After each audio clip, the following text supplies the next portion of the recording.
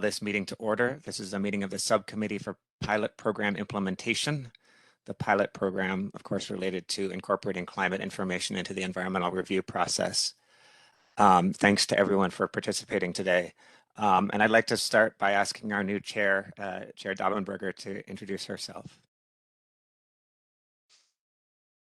Thank you, Nick. And good morning, everyone. I am Nancy Daubenberger, and I am the Commissioner of the Minnesota Department of Transportation.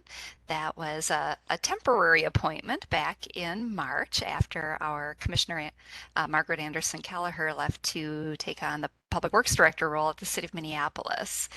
Then back in, was around the end of May, that was made into a more regular commissioner role.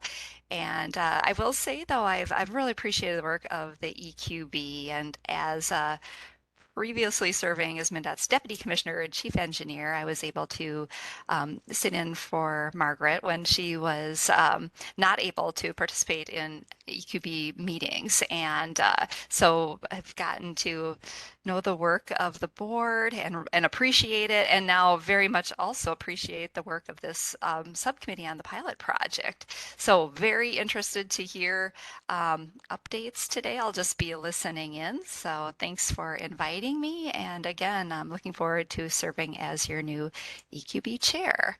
So thanks. Back to you, Nick. Great. Thanks, Chair Daubenberger. We're certainly glad to have you. So the next thing we'd like to do is just some quick introductions of the other subcommittee members. And we have a few new folks. So Joseph, why don't we start with you? I'll sort of call out names as we go around. Yeah, sure. Thank you. So I'm Joseph Bauer-Kemper, honored to serve as the public member on the Environmental Quality Board from the 8th District. And I'm also honored to serve on this subcommittee. I am new to it, though hopefully I've done my homework and looking forward to today's conversation. Thanks. Thanks, Joseph. Riley, how about you? Yeah, Riley Hintz, representing District 2, and I am really looking forward to being part of this. Great. And Louise? Hi, I'm Louise Miltich. I'm with the Minnesota Department of Commerce, Energy, Environmental Review and Analysis, and I am pleased to be standing in today for my Commissioner, Grace Arnold. Thanks, Louise. And I think we don't have Mehmet still, is that correct? That's correct. Okay. Any other EQB members? I didn't see anyone on the list, but just want to make sure. I don't see any either, Chair Okay. Martin. Great. Thank you. So the next thing, Eric, I think you were going to sort of walk through some meeting logistics. Yeah, thank you, Chair Martin. So thanks everyone for being here today. I'm going to just walk through a few reminders of how to raise your hand and kind of the flow of this meeting. So, today's meeting is a little less formal than a typical board meeting. It's intended to feel more like a working session. EQB staff and Chair Martin will present Chair Martin will present an overview of the SPPI program, and then EQB staff will go over preliminary data and feedback on the pilot program. And while we intend our conversation to be less formal, we will need to follow some procedures for discussion. So as you see here on the shared screen, this is how you raise your hand. When you do speak, please introduce yourself. Members of the public, you can raise your hand in WebEx, or you can type your name in the chat if you would like to make a comment. For members of SPPI, there will be opportunity for questions and discussion after presentations. And we hope to have a great conversation. Here's how you actually click it on the WebEx. You can see you click in the corner, look at participants, and then you can see the little hand raised there right next to a name. Raise your hand, and then if you're on the phone, on your phone, you can click the 3 dots and click the raise hand feature. So first on the agenda of the subcommittee, we'll hear from the SPPI chair, and he'll provide an overview of the pilot program. And so back to you, Chair Martin. Great. Thank you, Eric. So I'm going to give just some relatively brief kind of level setting comments to remind people of the context behind today's meeting. And then our Director of Environmental Review, Denise Wilson, is going to present most of the content in terms of the preliminary results from the pilot program. But just to sort of give folks a reminder, and I think you could advance the slide. And actually, I'm going to pause for just a second because I see that committee member Konar Steenberg has joined us. Mehmet, we already did some introductions, but if you just introduce yourself quickly. Sure, I apologize for being late. That's all right. Mehmet Konar Steenberg, public member, District 5. Thanks, Nick. Great, thank you, Mehmet. So we do have the full subcommittee taking part today. That's great, thank you. Okay, so just a little reminder. The last fall, the EQB deliberated on changes to the environmental assessment worksheet, the EAW form, that incorporated two types of climate information into environmental review. Ways for projects to calculate their greenhouse gas footprint, provided some questions related to that and some guidance for doing that. And also ways to evaluate climate impacts and climate trends in the project area. And again, questions on the EAW and supporting guidance related to that. And so we, as a board, we looked over this information, decided to implement a pilot program. So rather than simply requiring the new form to be used by all projects, we decided it would be really useful to have a pilot program to sort of experiment with what is working and not working on that as a draft form. You know, can the questions be made clearer? Can the information be made easier to pull together? And so we as a board decided a pilot program was the right next step. Just to be clear, we didn't, the outcome of the pilot program is not sort of whether there will be climate questions on the form. The board was pretty clear that when we meet again this coming December, we will be adopting a form with some climate questions. But the real goal of the pilot program was really to take a year to test out those questions and see how we can help folks who use that form through the process. So what we did in the pilot program, number one, the pilot program is really designed to get participation from 4 categories of users of the form: project proposers, responsible governmental units, technical consultants who may be working with either the proposers or the RGUs, and members of the public, to identify if adjustments to the form are needed to improve its effectiveness in collecting climate information, and to identify whether any additional resources, tools, or guidance would be useful to help folks using that form through the process. So that's the overall purpose of the pilot program. And the pilot program began in January and is running through the end of September. It will be then overall findings from the pilot program will be brought back to the Environmental Review Implementation Subcommittee in its October meeting, and then the board as a whole will act in December. Next slide, please. So another thing the board did at the same time was to establish a subcommittee, this subcommittee for pilot program implementation. And the charge of the SPPI was really to guide EQB staff on the design of the pilot program, to help set expectations for pilot program participants, and to assess the effectiveness of implementation. So we did a lot of work, and this was back in November, December of last year.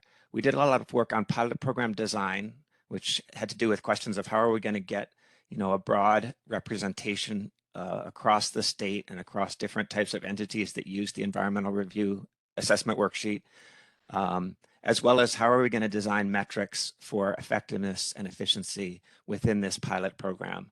I think it's useful to remind people that the charge of the SPPI does not necessarily include recommending changes to the EAW or changes to the environmental review process. That's really the charge of the Environmental Review Implementation Subcommittee, and they will be meeting in October after the pilot program is complete. So they'll have the full results. What we have today, when we're sort of most of the way through, but not all the way through the pilot program, is preliminary results. So our charge as SPPI is really, has the design been effective? How has staff done on collecting this data, and stopping short of necessarily making recommendations for the form itself? Next slide. So just as a reminder, what are some of the things we did when we met late last year? We had a lot of discussion around how to recruit participation in the pilot program, especially get participation across Minnesota, recognizing that RGUs around the state have different levels of staffing and technical ability to participate. How could we really make sure that we had a broadly representative pilot program? And we talked a lot with EQB staff about that. Denise will tell you about how staff went about that and got quite good representation around the state. We also talked a lot about evaluation metrics, and we first really, and I want to say for anyone who's interested, on the pilot program webpage is a memo from Memo on Pilot Program Framework and Metrics from January 2022 that really goes through this stuff in quite a lot of detail, both how the project is being designed to get good participation, and then also the questions of how we approached defining effectiveness and efficiency and coming up with metrics for those. And I'm going to just, I won't go into all the details of that memo, but I did just want to repeat, what are those definitions? So, and these are the two things that really the pilot program was looking to explore. Effectiveness is understood as the EAW form accurately and consistently providing usable climate information to project proposers, RGUs, and members of the public. So how effective is the form at getting usable information? Usable means different things to different stakeholders in the process, of course. And efficiency is understood as the ability of the project proposer to supply any data reasonably requested by the RGU, and for the RGU to comply with the environmental review procedures to provide complete climate data and analyses in a cost-effective and timely manner relevant to project-specific needs. So more of a notion of, are we creating a process that's cost-effective and efficient, timely for people to get this information, recognizing that's going to, the time and cost is going to vary quite a lot across different project types. There were certainly some concerns around, what sort of added administrative burden are we creating? And I think Denise will present to you as well that those, in general, the users of the form through the pilot program have found that the questions aren't so hard to answer, and the guidance that EQB has provided is quite helpful. I'll let her flesh that out a lot more. And then finally, we did some work with staff on, sort of how can we ask questions to get at these issues of effectiveness and efficiency, and what kind of information should we collect? So that was really the role of the SPPI early in the process. Since then, EQB staff have been implementing a really effective pilot program, working directly with RGUs in cohort meetings, having a very useful series of speaker sessions that Denise will talk about as well, doing a lot of surveying and interviewing of people. So she will present sort of preliminary, she'll talk about all of those steps and then present preliminary results from the pilot program where we are today. And I think that's all I have. I'll hand it over to Denise Wilson, Director of Climate Review. Sorry, of Environmental Review. Thank you, Nick. So for members of the audience, as Nick said, my name is Denise Wilson, and I work for the board as the Director of Minnesota's Environmental Review Program. And this morning, I'm going to talk about how staff implemented the pilot program that was designed by SPPI members. Next slide, please. So before discussing the pilot program details, I thought it would be helpful to walk through the timeline and highlights for the Climate and Environmental Review project. Then I'll give an overview of pilot program implementation activities and key takeaways from feedback received so far. And then finally, I'll provide some key dates to consider through the end of the Environmental Review and Climate project and present some questions staff have for SPPI members. Next slide, please. So the Climate and Environmental Review project began in January of 2020 with approval of guiding principles and strategies that the Interagency Climate Technical Team used to develop recommendations for changes to integrate climate considerations into the Environmental Review program. In December of 2020, the Climate Technical Team presented their draft recommendations, which included changes to the environmental assessment worksheet form and identified the need for changes to the mandatory categories and the decision criteria. During most of 2021, staff implemented a robust public engagement process to get feedback on the draft recommendations. The feedback was presented along with final recommendations to the board in December of 2021.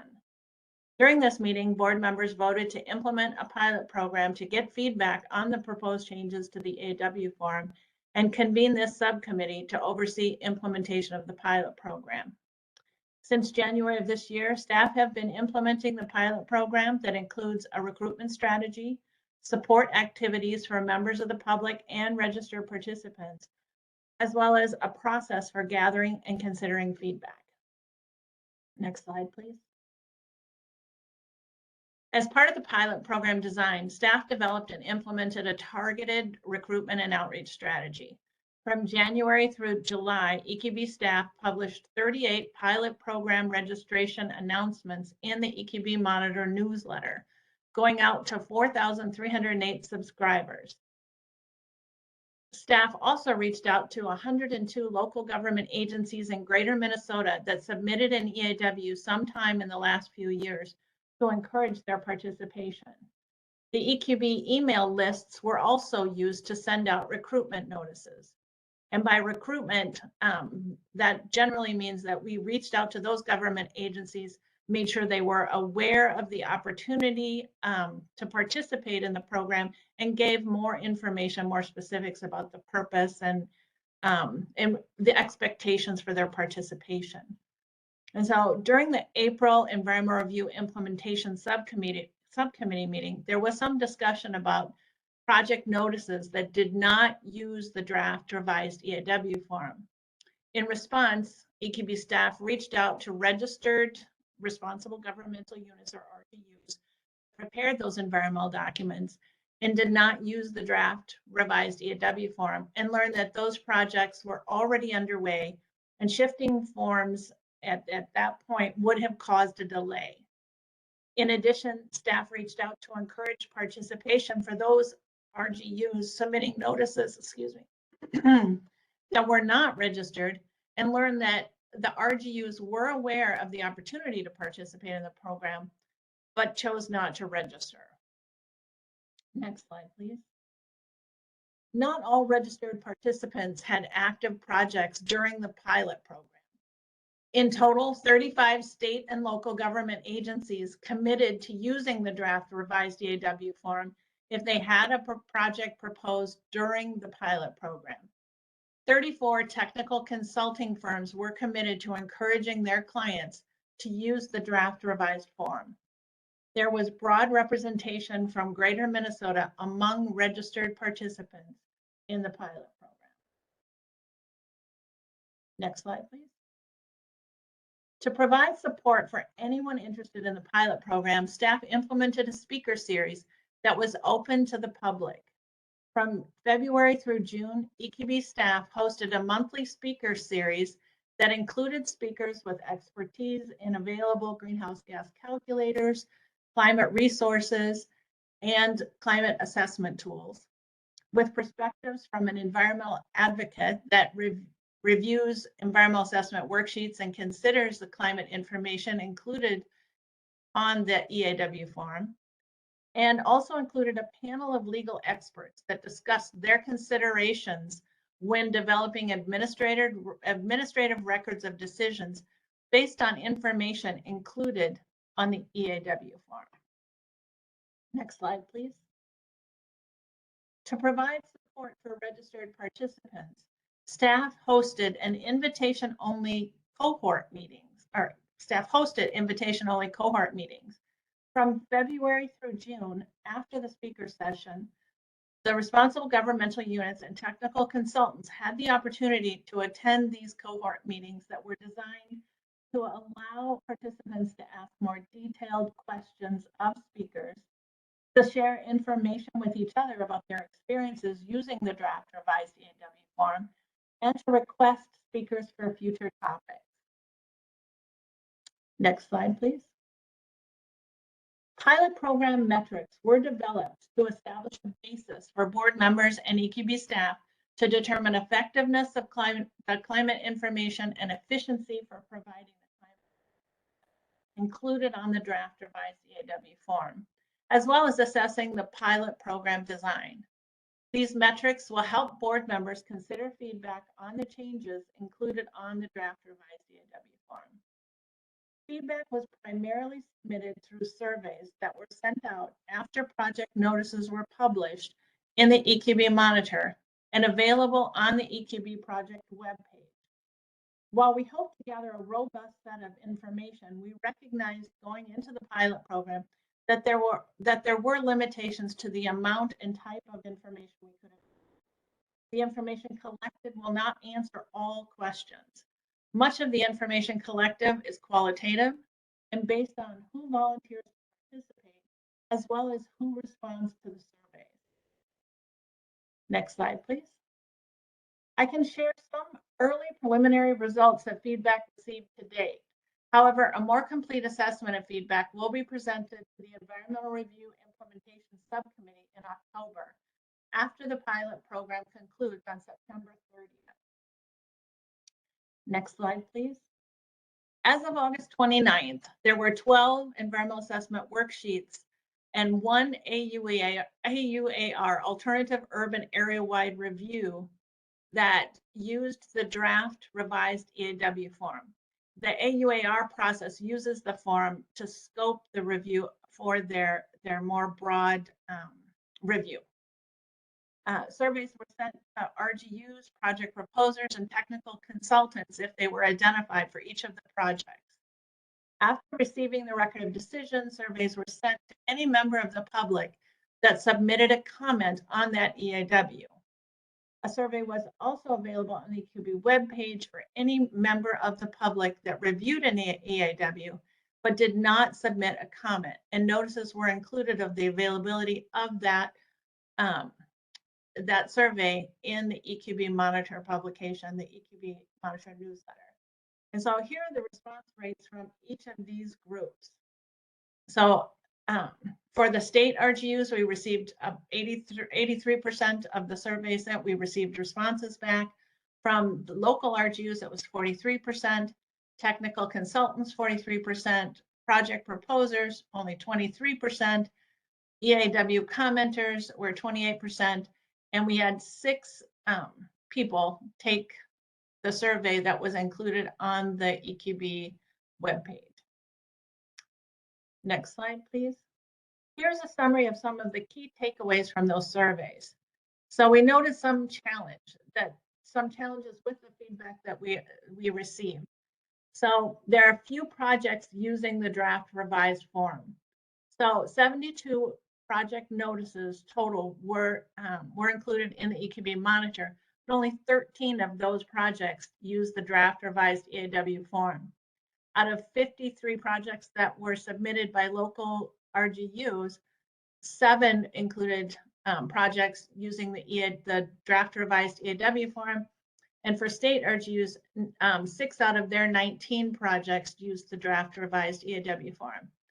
There was also limited variety of project types. So of the 13 projects that were reviewed, there were only 6 project types represented. And there's a limited sample of Greater Minnesota RGUs. Only 1 of the projects submitted by local governments were from Greater Minnesota. And then you could see in the slide, previous slide, there was variable response rates from the surveys. So, but from the responses that we received, from the survey response that we received on those 13 projects, some of our early takeaways are that generally it was consistent among all surveys that responses were either supportive or neutral. There were no changes, although there were opportunities to make recommendations for changes. No recommendations were submitted. There was a desire for more sector-specific and source-specific guidance. And again, that was in response to questions that prompted specific feedback on the EQB guidance and also identified the need for additional guidance. Only one surveyor actually responded to the request to provide sort of the time and cost for that project, and made a determination that the cost and time for their preparation relative to the cost for the time for the EAW as a whole was not significant. And that we did noted we did have good participation for the speaker and cohort meetings. And so there were opportunities for feedback and sharing during those meetings. And then one of the tasks that we did for the metrics too was every EAW, all 13 EAWs, EQB staff went through to see if there were any questions that were included on the EAW that did not have answers, and made the determination that all completed EAWs using the draft form included some responses to those climate questions. Next slide, please. So here are some next steps. As I mentioned, September 30th, the pilot program ends. In October, we'll plan to bring that full set of responses and feedback that we received on the EAW form for further discussion and deliberation for the Environmental Review Implementation Subcommittee. And during that meeting, we will ask those ARIS members to make a determination if any changes should be made to the form. And then those recommendations will be brought forward in December for a full board decision on the final recommendations for changes to the EAW form. Next slide, please. So for the meeting today, here are the questions that staff have for SPPI members. We'd like to know if you believe that the pilot program was implemented effectively per your design. Do you have any concerns with the preliminary feedback, sort of the number of EAWs that went through the process, as I mentioned, some of those challenges, and then also with those response rates from feedback. And is there any additional information about the pilot program implementation that you feel is important for ARIS members to consider, and that we make sure we bring forward when we do the presentation in October? And so this concludes my presentation. Again, here's my contact information. If anyone has any further questions after the meeting today, or would like to discuss the pilot program in any way, please feel free to reach out to me. And back to you, Public Member Martin. Great, thanks, Denise. SBPI members, keep these questions kind of in the back of your mind, and we might have Denise put them back up later on. But we're not going to jump right into discussion now. We want to move into the public input section of the agenda. Before we do that, I wanted to ask if any SPPI members have just sort of clarifying questions, and then after the public input, we'll have another time allocated for discussion among the SPPI members.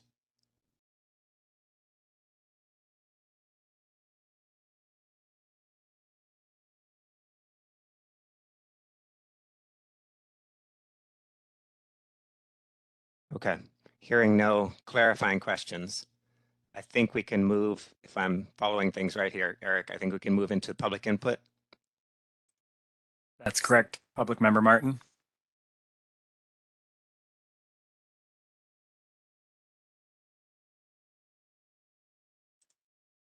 Remember, folks, this is how you can raise your hand in WebEx. You click on that participants button and you can raise your hand that way, or you can type into the chat if you would like to make a comment or have a question.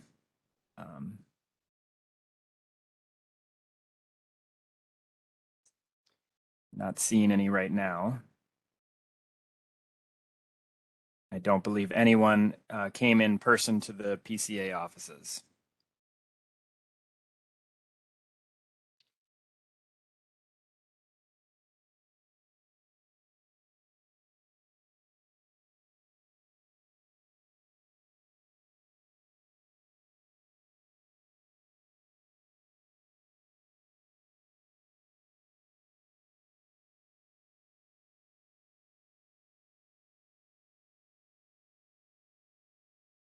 Let's pause to see if anyone is going to raise their hand. It seems like no at this point. If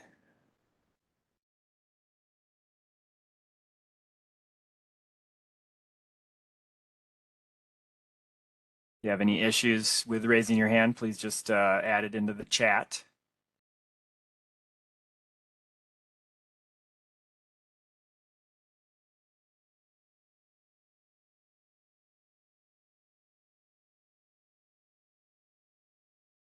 Well, Chair Martin, I'm not seeing anyone raise their hand or anything in the chat or anyone at the in-person event at the Minnesota Pollution Control offices. So I'll let you decide how long we wait.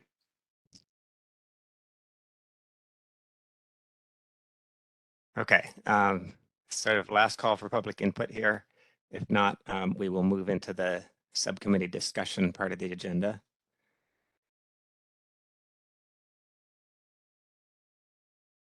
And perhaps if we could put those questions back up on the screen just to sort of guiding. Obviously, these are not the only things you can talk about, committee members, but just sort of to organize the discussion. So any reflections on what Denise presented, either about the process, participation, or the preliminary results?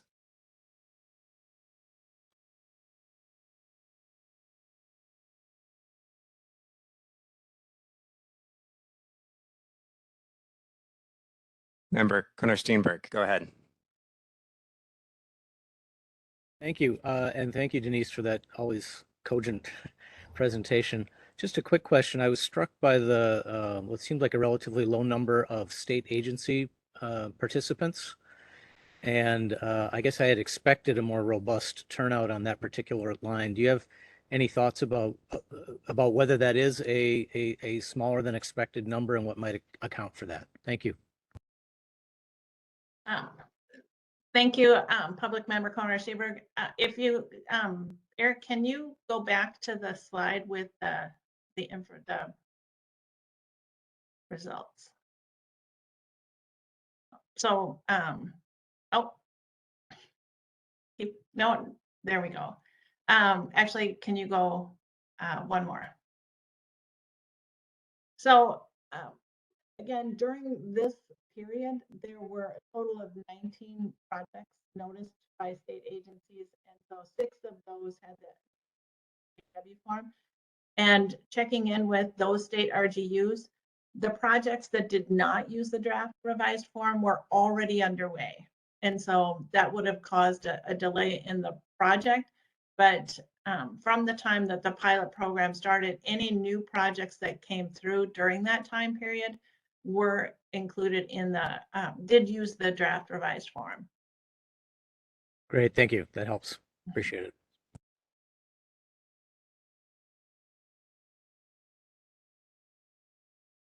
Member Miltich, did you have a question as well?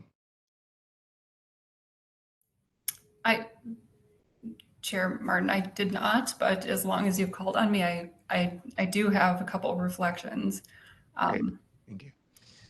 As to the first question about whether the pilot program was implemented effectively, you know, in kind of tracking this over the last year, I would applaud EQB staff efforts, I think, in creating avenues for participation in the program, for doing the outreach to try to get enrollment into the program, and in collecting the data around how this pilot program worked, creating the metrics, taking input on what those metrics should be, and then soliciting feedback throughout the course of the program. So I think from an implementation perspective, EQB, his staff have done great work on that front. My initial reaction in terms of looking at the participation rates, I have a similar level of surprise about how few EAWs came through the pilot program. But in reflection on that first question, I do think,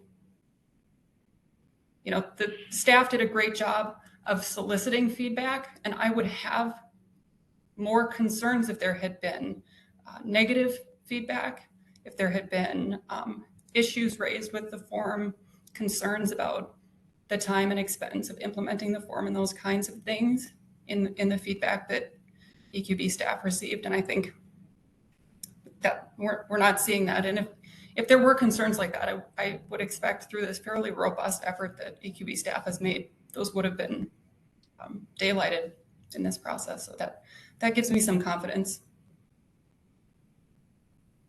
Those are just a few reflections from me for now.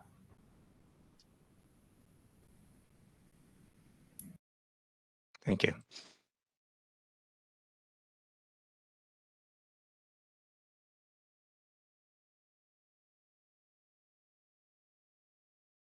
Chair Martin, it looks like public member Bauer Kemper has his hand up. Oh, sorry. Joseph, go ahead. Yeah, thank you. So a couple of questions that essentially follow up on the questions in the statement just made. So I'm curious, perhaps for Denise, if you can, maybe there's a similar answer, though probably a little more complicated when it comes to thinking about the local RGUs. When you explained to us that there were 19 project notices from the state and 6 of them used this, but that's because 6 of them started their projects at the right time. That shifts, at least in my provisional understanding here, from 30-something% to 100% participation. And so when we look at the local RGUs, the 53 notices and the 7 that use the form, I'm curious if there's something similar going on as far as you know. And then I'm wondering if you can speak particularly to the single instance in which a greater Minnesota RGU participated or used the form, and how that low number of participation relates to the metric of the pilot project looking at greater Minnesota engagement. And I'll leave it there for the moment. I have some other questions, but I don't want to spout too many at once. I'm just hoping you can talk a little bit about the local participation and especially that greater Minnesota. Thank you, public member Bauer Kemper. And my team is telling me that for some reason my sound is coming in and going out. So if you don't hear my response, just let me know and I can repeat my response, and I'll try to speak a little bit louder and so that hopefully it's more consistent. So as far as the participation, so the pilot program is voluntary, and going into it, most RGUs don't know, especially local governments, don't know what projects will be proposed. And so, we have local governments include counties and cities and townships and soil and water conservation districts. And we had a lot of registered participants, but they're going into this, there really wasn't a good way to know if they would actually have a project. And so, historically, 80% of the EAWs prepared annually are by local units of government. And so it would be consistent. Those numbers are consistent, that distribution between the number of projects prepared by local governments versus state agencies. As far as their resistance to participate or the number, it would reflect not just that those RGUs, had already had projects underway because of the number of projects that were done by local governments, but it was their choice. It was their they could volunteer to use the form, and you could use the form even if you didn't register for the pilot program, but it was a choice not to do it at this time. And so other than just understanding, when we did reach out to those RGUs that published notices that did not use the form and were not registered, they said they were aware, but they chose not to volunteer at this time. And so I guess that's the limit to the information that we have for why those numbers were so small. Yeah, thank you. That's really helpful to think about the percentages, the rates of projects, and the consistency there. And so, just a tangent note, that might be something that Eris is interested in. So you might recall that again in a month or so. Let me ask a follow-up then about were you able to gather any data, any responses for reasons why folks they were aware of it but they opted not to use it? Were there any insights brought up by RGUs in that regard? And then connected to that in my mind is mild anxiety about self-selection. I'm inclined also to make meaning out of the fact that there's not a lot of negative feedback. That is significant, but I want to know how I should think about self-selection in relation to that. If RGUs are self-selecting to participate, we might see a little bit of a different trajectory there. Well, thank you for that question, Public Member Bauer-Kemper. I think it's change, it's fear. When we did we did an extensive 6-month engagement process and got a lot of feedback on those draft recommendations prior to the pilot program, and it was also a driver to sort of pilot the AW form, to create that pilot program instead of just approving the form at the time. And I can share that the feedback we got during that engagement process is that local governments had concerns that they didn't have the technical resources or the technical skills on their staff at the time in order to respond to these questions, and that they did have some concerns. What I can share from you, and again, during cohort meetings, there were some, sharing that happened among local units of government and state agency RGUs also attended those, and technical consultants. And generally, the consensus was it wasn't really as difficult as they thought it would be. And so I think what you'll find is for those RGUs that actually went through the process, they were able to answer the questions. They did not provide negative feedback or indicate that the guidance was inadequate or that there were challenges with responding to the questions, but they felt they could be more complete if they had source or sector specific guidance. Was not included in the EQB guidance. That was more of a programmatic overview of those types of resources that are available for them to choose, but not necessarily narrowly focused on a specific project type. So yeah, I can't really speak to why someone would choose not to, other than referring back to the previous feedback with sort of apprehension and fear. Yeah, great. Thank you. I really appreciate those insights, Denise, and also just want to join Louise in affirming the great work that y'all have done in putting together and implementing the pilot project, and certainly making ample opportunity for folks to try things out and to weigh in. So much gratitude. Thanks. Thanks, Public Member Bauer-Kemper. I might have kind of a follow-up just on the same sort of questions around Greater Minnesota participation. I think the staff did a fantastic job reaching out, and one of your slides shows that participation at some level in the pilot program was pretty strong from Greater Minnesota. And I'm curious if that's what I was thinking of. But I'm curious, so a local RGU, that could be like the city of Minneapolis, like that's an RGU.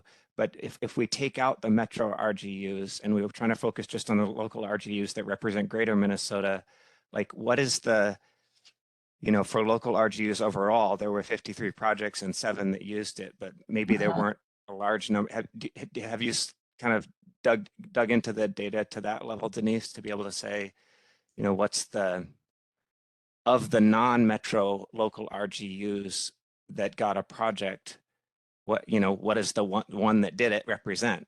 If that makes sense. Thank you, Chair Martin. And yeah, yes, we have looked at it, but didn't want to sort of provide that data comprehensively at this point, only because you know, the pilot program hasn't ended yet, and so there might be more coming forward by the end of September. But at this point, when we looked at the location of the projects and the RGUs, that of the projects that were completed, only one of those would have been sort of categorized as Greater Minnesota. And so while we had, you know, a good participation and registration, like I said earlier, it's those participants didn't, they were not able to predict whether or not they would actually have a project. And so in our follow-up, you know, when we asked, you know, local governments, local units of government who were registered participants, if they did not use the form, their response was that those projects were already underway. There wasn't an indication of a refusal to use the form if they were a registered participant. Okay. And maybe I'll just ask one other, and then go to you, Member Miltich. So the other way in which, you know, ideally there would be a broader cross section is by project type. You said there were, I don't remember if you gave a number, but there were a limited number of project types. What do you think? Does that just reflect, you know, the project types that are happen to be coming through the process in this time frame, or did you notice any like sense that, you know, for some project types these questions are easier to answer, so the ones where they're harder to answer are declining to do it, or anything like that? Or is it really just what's actually kind of in this particular time frame, what's coming through the environmental review program? Yeah, thank you, Chair Martin. It is exactly that. Those are the projects that are being proposed. And so of the projects that the 13 that used the EAW form, that represented, you know, 6 different project types. You know, if it's helpful, again, thinking forward to October in ERIS, we could look at, you know, the remaining 70, you know, the all 72 EAWs that were published in that time period and sort of break it out to see the total number of project types that were reflected in the different EAWs that were published. Great. Yeah, I think that would be useful to understand a little more there. Okay, thank you. Thank you. Member Miltich, do you have another question? I do. Thank you, Chair Martin. As I'm looking at what you're showing us here, Denise, and as I'm thinking through your description of we've got participation numbers here, and then you just RGUs that registered, or, you know, practitioners that registered versus those that actually use the form. It occurs to me that those are 2 kind of different ways of interacting with this pilot program. So we did have like the cohort events, for example, that I think these participation numbers that you have on the slide, I think it's really helpful to look at, you know, this distribution of who attended the speaker series. I'm curious if embedded in this data is any information about which RGUs actually attended those cohort discussions that were sort of, you know, they were more of a closed, I don't want to say safe space, but a space where RGUs could talk about and practitioners could talk about the issues they were running into with the forum, and that might be a place where even if maybe a local RGU didn't implement the forum, you could have gotten or did get some feedback about any concerns that they would have with the form, or things they thought worked well with the form, or ideas that they had. It's not a terribly well-formed question, but maybe you can lend some insight on that. So thank you, Member Miltich, and that's an excellent way to sort of describe and sort of the different ways to participate. Or, I mean, there were folks that were registered who, like you say, didn't necessarily participate in publishing an EAW. And so it may be sort of two separate groups of, people that registered and people that engaged and participated. And that's an important part of this pilot program, because the goal was to get feedback from folks as they tried out the form. And so that was the purpose of the pilot program. Wasn't necessarily to go back and get more feedback on the questions of the form, but really better understand the experience and try to understand, of those fears that we heard during the engagement process, whether or not there were ways that we could mitigate those concerns, or whether or not those were just concerns of the unknown. And so of the group of people, the 13 RGUs that actually went through and used the form, their opinions are representative in the feedback of the surveys.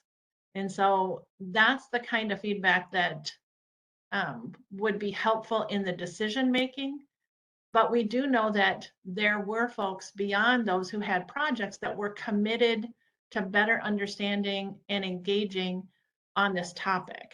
And so those are the people that attended the speaker session and the cohort meetings. And I think, and I'll check on this after and try to bring that forward in October too, is to further look at, the distribution of folks that attended the cohort meetings and the speaker series.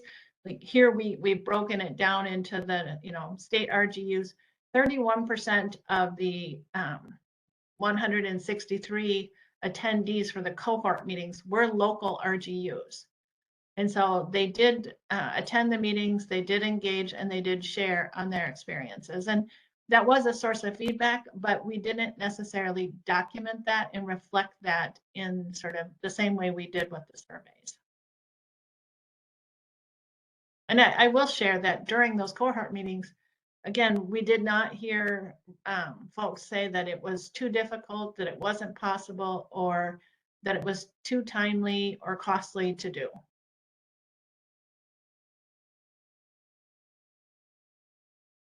So there's sort of, I'm sorry if I'm rambling here, but it's the feedback that we got on the surveys, but also the absence of some feedback, I think is also telling. Thank you.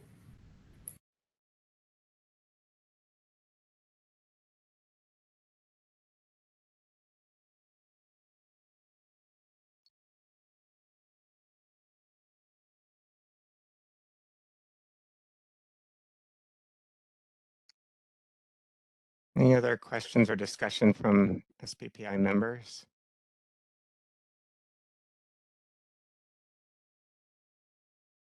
Thanks, Chair Martin. I'll just say, when it comes to the ARIS meeting, I would suggest, and I haven't thought this through, so really a humble suggestion to take or leave, or take some of and leave most of.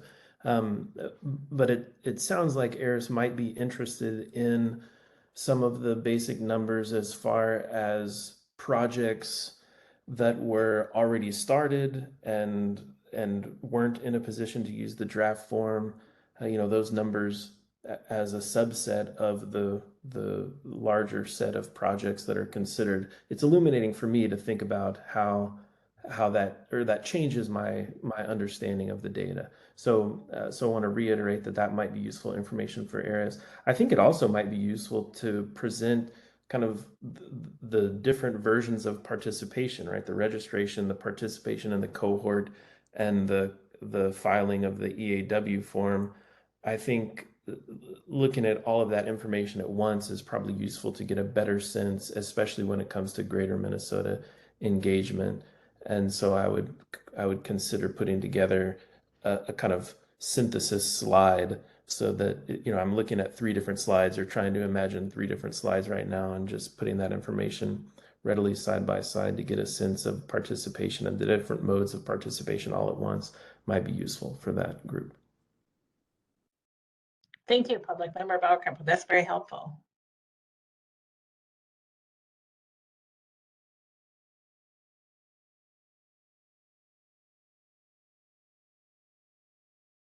I guess one of the questions that's, and I'm not sure if this is a question to Denise or more for the whole kind of committee to think about together, you know, in theory, at least, hypothetically, like one option would be to continue the pilot program for longer in order to get more, you know, like I think we got great representation. I think we got, you know, good findings, maybe by the silence around, you know, difficulties that were anticipated. I think that is significant.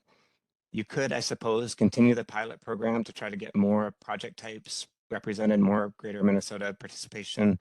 On the other hand, I think where I might lean is, you know, and this is obviously, this gets into Harris's recommendation to the board, so I want to make sure we don't get too far out of our scope here. But you know, if Harris recommends that the board adopt the form, and then it's being used by all projects. I think, Denise, maybe you could talk to us a little bit about this. You know, staff could continue collecting some of this data, and obviously, you know, if more data coming in shows that more guidance is needed on certain project types, or the questions could be clarified, that can still happen. There's not the end of the pilot program isn't the end of the time that those kind of changes can happen. So I don't know, maybe you could speak to that a little, Denise, and then if any of the other committee members have a feeling on that sort of recommendation. Thank you, Chair Martin. So the board has the authority, actually the board chair has the authority to change the EAW form. Typically, historically, that decision has been made by the board. And so once the form is approved, going forward, there would be nothing that would prevent additional changes to the form, you know, that the board could make additional changes to the form should information come forward at any time that something, you know, that a change is necessary.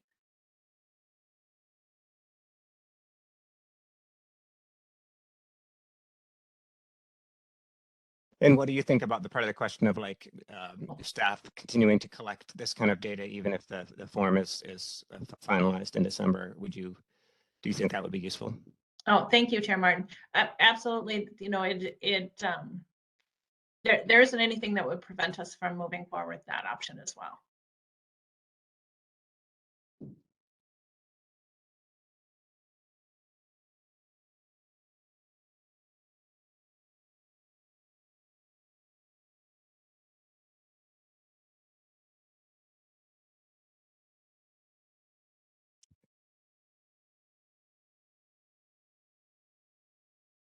Okay. Any further discussion, thoughts from other members on that question or any other question before we wrap up the discussion part of the agenda?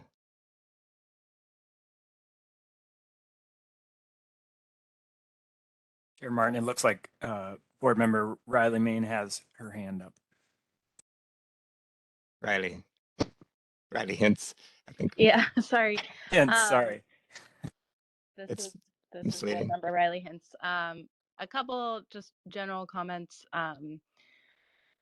that it seems like the process was really robust, and I just also want to commend the staff for the diligent work that they have done to recruit and guide and make this an accessible process for people and an accessible pilot program. I'm curious just if there's a sense, and this is maybe for Denise specifically, but hypothetically, if this were to be extended for another year, and I'm not suggesting that, but do you think that the data would be much more robust than it is now? Or, I mean, how many additional projects do you think might move forward through the process that could really add value? Would it be double what we have now, or can you speak to that at all, or do you feel like this probably isn't the proper way to ask it, but like, what's kind of your gut reaction to being able to actually get additional or more diverse data from those that would potentially use the form? Thank you, public member Heinz. So my initial reaction is there's, in an average year, we see 100 EAWs go through the process in a calendar year. And based on the response rate from local governments, I'm not sure that those who are not participating would then suddenly elect to participate.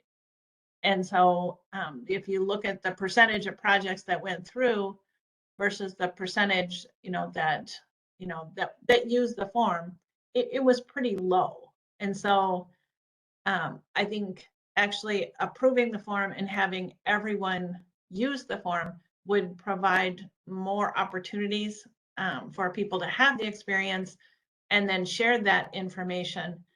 I don't know that just continuing the pilot program would yield greater results. It might for state agencies, because again, when queried, their response was the projects that did not use the form were projects that had already been underway. And so I could see that number increasing, if we continue, because projects are already starting to come in now using that form. And so the question, I think, is whether or not we would increase the voluntary rate versus whether or not making this mandatory for everyone would yield greater participation and understanding. Thank you.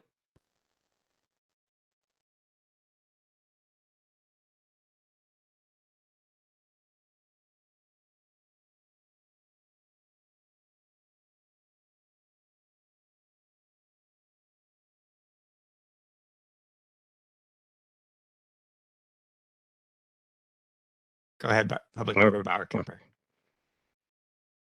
Thanks. I'll just simply weigh in to say that from my view as a member, even while a new member of the subcommittee here, I don't think the subcommittee should pursue an extension of the pilot project. That may be the prerogative of ARIS if they felt like they didn't have the information they need in their upcoming meeting. They may make that request, and we could have that discussion with them. But I would suggest that the subcommittee encourage the staff to move forward with the pilot project and deliver its results to ARIS at the current phase, and let ARIS make that analysis, which I think is there's plenty of analysis available to be made from the data, information, and perspectives that have been gathered. So I share with you, Chair Martin, the sort of leaning that you indicated earlier, that we should not, in this group, advocate for ourselves to continue the pilot project for another significant term. I think that it's been structured really well, and its current structure has brought forth the information and perspectives that it can. And I share the sense that if ARIS were to recommend changes to the EAW, and if the board were to implement those changes, then there would be a whole new structure through which to gather perspectives and insight. And continuous improvement is always going to be part of that process, and will be available moving forward. Thanks.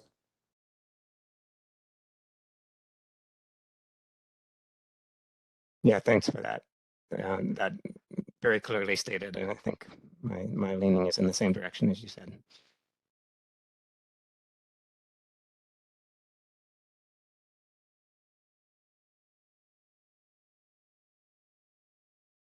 Anyone else?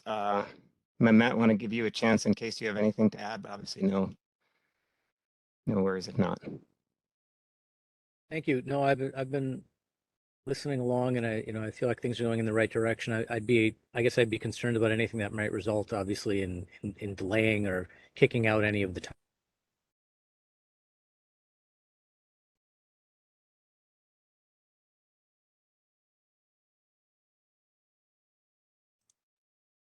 Chair Martin, I think we may have lost public member Conor Steenberg, at least on my end here. Yeah, sort of froze. We heard just the first part of his comment.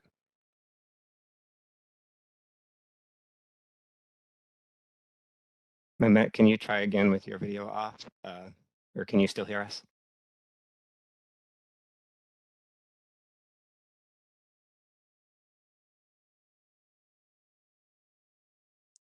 I don't know if you have a way to message him directly. Thanks, Chair Martin. I'm doing that right now. Okay.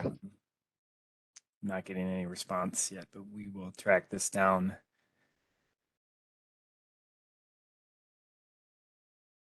Chair Martin, I also wanted to let you know that we do have a couple comments from the public. I know we had the public input open earlier, but perhaps interested in opening that back up. Yeah, I think that makes sense. I feel like we were sort of coming to the winding down the discussion. I was hoping we could get Member Conor Steenberg back just to wrap up his comment, but I think we are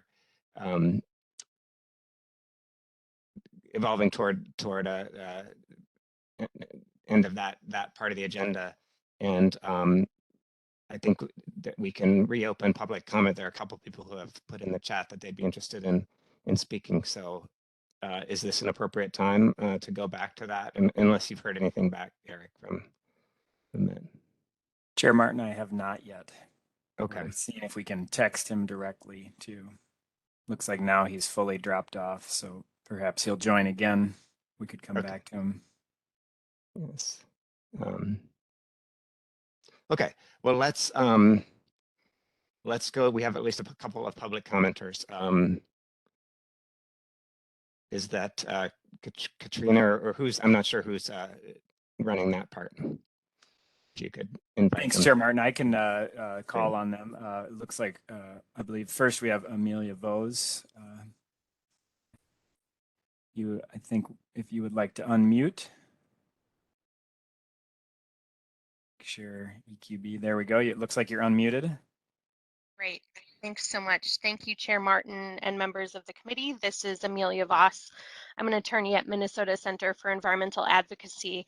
And I and a couple members of my team at MCEA have reviewed all of the EAWs that have gone through the pilot. And so I thought I might be able to offer some information from that perspective that might just be helpful and kind of add to the great discussion you've all had. So in looking at the EAWs that have gone through the pilot, Ms. Wilson provided the data point that there were only kind of 6 varieties of project types. But I would note that I think they were pretty diverse. It ranged from a parking lot to a stream restoration to, a housing development, a new mixed use building. So there were lots of different project types that kind of got to play around with doing the climate analysis.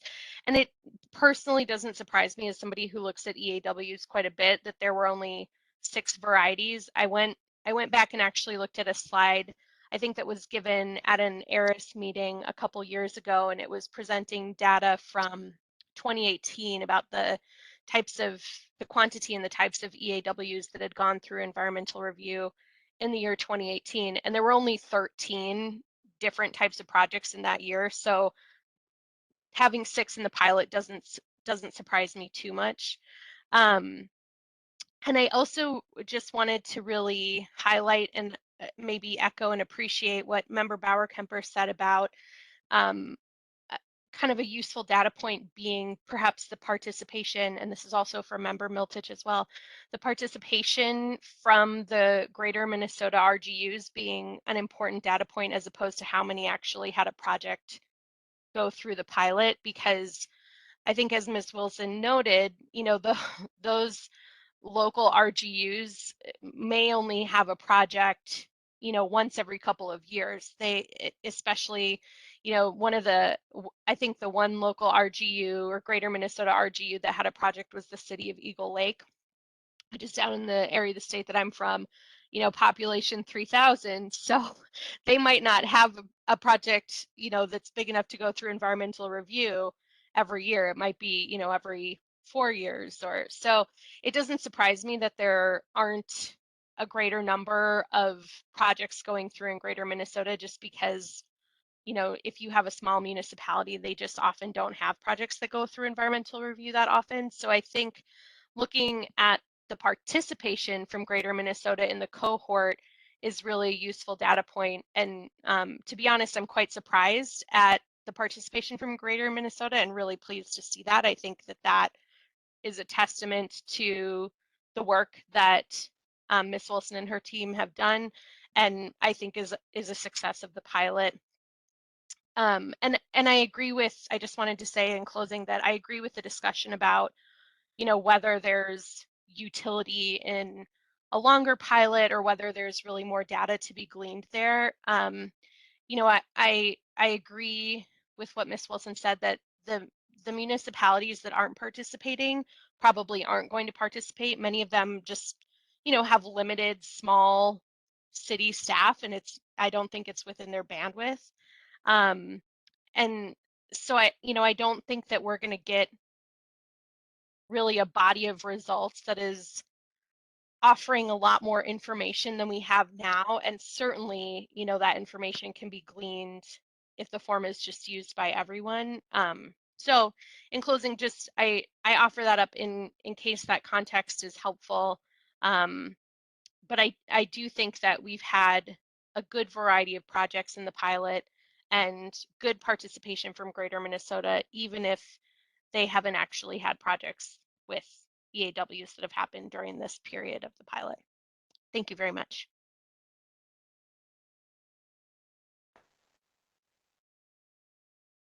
Chair Martin. Yeah, thanks for that, Ms. Voss. Very useful. Appreciate that. And go ahead, Eric. Chair Martin, we have Jenna as the next commenter. Go ahead, Jenna, you can unmute.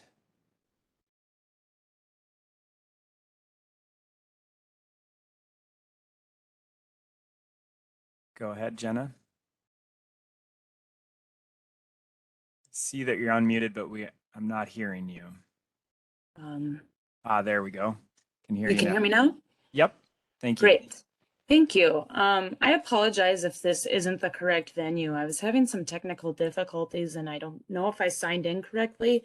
I actually work for the state, so I don't know if you want to classify this as a public comment or how you want to go about that.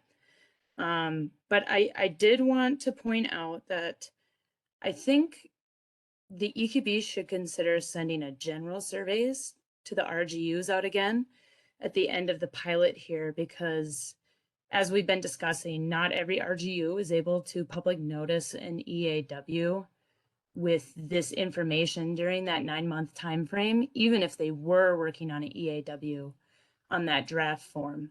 Maybe the EQB already considered this and I didn't hear because of my technical difficulties. But if the EQB's goal is to see how trying out the form went, I think it would be valuable information from RGUs who weren't even able to complete the form, but still had experience working with it.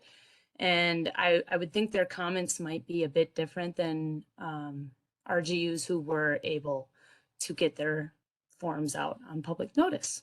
That's all I had to say. Thank you. So, Mr. Chair, just a quick response to that comment. Yes. The only way EQB is notified of a project underway is when they submit their notice for publication. And so we really wouldn't have any way of knowing if there was an RGU working on an EAW. And so we wouldn't know who to send a survey to. But we have, for those RGUs that have registered, we've sent out notices through email and on the EQB monitor that anyone who wants to provide feedback, can use the survey on the website. So that was sort of anyone who was interested that had information to share could also use that survey.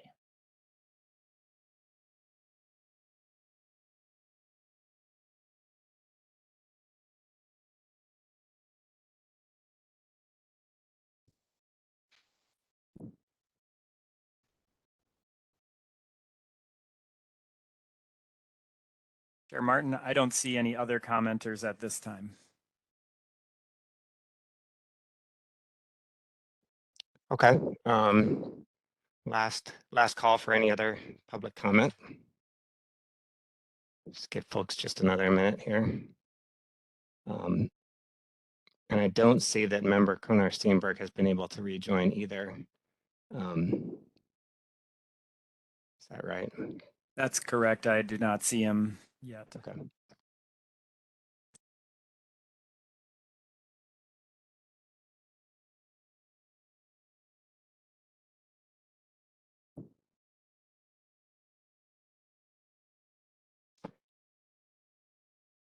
Okay, I think that we've reached the end of our discussion. I don't know, Eric, maybe you can help me, or Denise, if there's any more formal actions we need to take today. I think this was primarily a discussion, and we're, when the full pilot is completed, the full data will go to ERIS, and they will be meeting October, I think it's October 19th. Anything else that I'm missing there? Mr. Chair, I'll just jump in quickly and just say, sort of reflect back what I've heard, because I will take some of this discussion and also plan to include it in the ERIS presentation, that generally the SPPI members did feel that staff, the climate technical team and EQB staff implemented the program effectively, that it was comprehensive and robust, and that it allowed multiple opportunities and avenues for engagement throughout the pilot to provide any feedback. That while the feedback that we received was less than exciting, it was reflective of the sort of process and program and how it's typically implemented, and that we would have liked to have seen more feedback, but that the feedback we did receive was a good indicator. And then some of my takeaways for the additional information, I captured that as the discussion went through, and will incorporate that into the presentation as well, on sort of the types of projects that have gone through, the additional data points for participation, what those RGUs that participated versus attendance, and some of the nuances, I think, were good takeaways. So my question back to SPPI members in conclusion is there anything, that really strikes you, something that you feel is just either a critical barrier or a strategic opportunity in how we frame that pilot program design and implementation? I think that's a great summary, Denise, and at least from my point of view personally, that is a good summary of where we are as a committee. I think that the pilot program was implemented really effectively, and again, as several people have done, commending staff on really a lot of work that went into all of the outreach that happened, the broad participation, even though in some cases that was participation in the cohort rather than completing a form. And so I think on the first question, I feel pretty strongly that the pilot program that we designed together late last year was implemented very effectively by you and your team. The concerns on the preliminary feedback we've discussed a lot. Just sort of relatively few project types, relatively few greater Minnesota projects actually going through the process and using the form. But I think we've had some discussion on why that is. It doesn't seem atypical or in either respect, the greater Minnesota or the project types. And on the positive side, the preliminary feedback has shown that from the people that were using the form, we didn't hear that cost and time burden was really disproportionate for these added climate questions. That was a concern going into the project, and we didn't really hear that. And we think that although we didn't get a lot of people tracking cost and time, we think that if this had been as big an issue as perhaps was feared, we would have heard about it. So I think that is significant. So I am, I'm certainly comfortable with how you've summarized our discussion, and give the other members a chance to add to that if they have anything they want to add.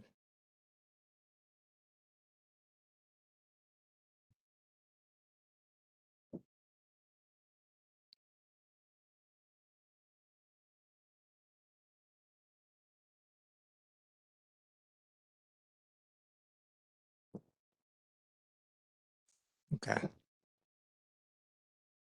I'll just say that I concur and don't have anything more to add other than affirmation of what you both have said and what's already been said, Denise, in relation to ideas toward that ERIS presentation. Thanks.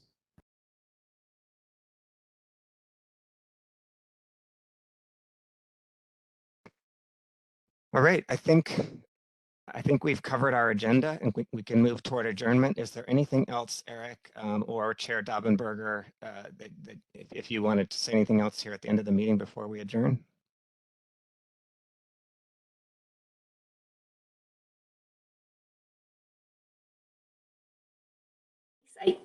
I don't have anything else to add, but I just want to say thanks to all for the discussion today. Great questions, and want to also thank the work of the EQB staff for all that they did to put this information together so far, and look forward to the continued discussions at the ERIS meeting and then the board meeting at the end of the year. So thanks everybody for the discussion today, and really appreciate the work that's gone into this. Chair Martin, I'll just add that, the pilot program ends September 30th, and then EQB staff will finish gathering data in September and compiling it in early October, and then EQB staff will present final feedback to the Environmental Review Implementation Subcommittee on October 19th at 1 p.m. That's it. Thank you. Great. Well, thanks everyone for participating, and thanks to the members of the public who shared comments today. And I think we're adjourned for today. Have a great rest of your day.